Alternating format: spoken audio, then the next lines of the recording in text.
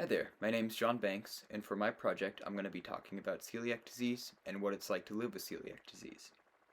Originally for my project I was going to talk about all different types of gluten allergies, but I found that celiac was by far the most serious and most important of all of the different types of gluten allergies. Let's briefly touch base on the other types of gluten sensitivities. The first is the wheat allergy. Wheat allergies function in much the same way that a peanut allergy would function. The second type is non-celiac gluten sensitivity. There is much less known about this condition even though it is much more common, as it is still unclear what makes people with this condition sensitive to wheat. Let's turn our focus back to celiac. Celiac is prevalent all throughout the world, affecting more than 1% of the world's population, but an estimated 97% of cases go undiagnosed. For unknown reasons, according to a 1995 study, women are also 3 times more likely to get celiac than men are. For hundreds of thousands of years, humans evolved to be hunter-gatherers. Around 10,000 years ago, the agricultural revolution shifted humans' diets from a diverse diet to just 1 or 2 processed foods.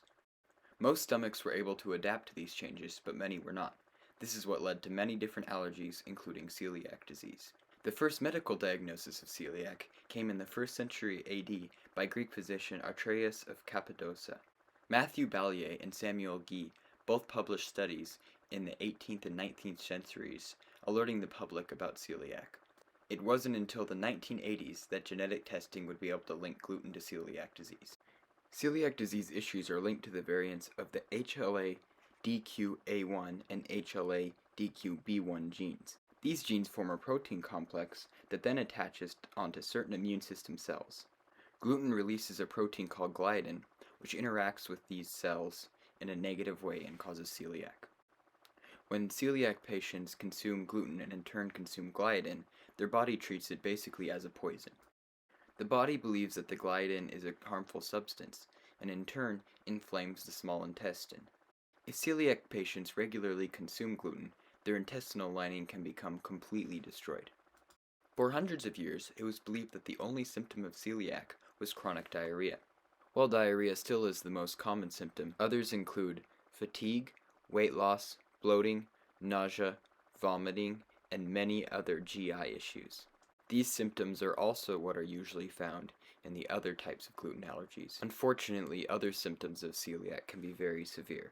These include anemia, joint pain, reduced function of the spleen, loss of bone density, skin rashes, headaches, nervous system issues, mouth ulcers, delayed puberty and poor growth in children, malnutrition, infertility, miscarriages, and even cancer. One of the main reasons I decided to only talk about celiac in this project was because of an interview I did with a woman named Marcia. Around 30 years ago, Marcia started having sinus issues. These sinus aches eventually led to mental fatigue, sinus infections, as well as numerous stomach problems. She went undiagnosed for about 10 years. These issues doctors couldn't figure out eventually got so bad, Marcia was tested for AIDS, as her immune system had deteriorated completely. She was also unable to have children, and lost a baby after 5 months of pregnancy. Marcia was told she was never able to have a child, but then she finally got diagnosed with celiac disease. After completely stopping eating all gluten, Marcia was in fact able to have a child even though she was told she never would be able to. Her immune system also completely bounced back to healthy levels. As long as Marcia is extremely careful with what she eats, she is now able to go back to a healthy lifestyle and does not have any health issues. Even after a diagnosis, celiac can be a very difficult disease to live with. Even the most minute amounts of gluten can cause a severe reaction in celiac patients. Marcia told me that if she uses a knife that was used to cut bread and not washed, she can often have celiac symptoms for days after the incident. The rise of gluten-free products has increased tenfold in the last few years. Marcia told me she used to not be able to go eat anywhere and had to be very careful when reading labels. It has now become possible to eat out at restaurants as well, as more and more are very mindful about people with celiac and other gluten allergies. The first step to treating celiac is to get a diagnosis. As I mentioned earlier, the large majority of the worldwide population who has celiac is not diagnosed. If you feel that you're having any symptoms that are similar to the celiac symptoms, please go and get tested, as it can often be a long and strenuous and difficult process. Currently, there is not a cure for celiac, but most can live very productive and healthy lives just by avoiding gluten. A recent study from 2015 found that the large majority of celiac patients were able to have almost complete symptom relief by eliminating gluten from their diets. There are two main ways those without celiac can help those who have it. The first is just be very careful what food you give them. If you don't know something is truly completely gluten-free, simply do not give it to them. The second way to help celiac patients is through moral support. Celiac can be a very emotionally draining disease, and it can be helpful when people understand. There are many reasons why those without the disease should care about it more than most currently do.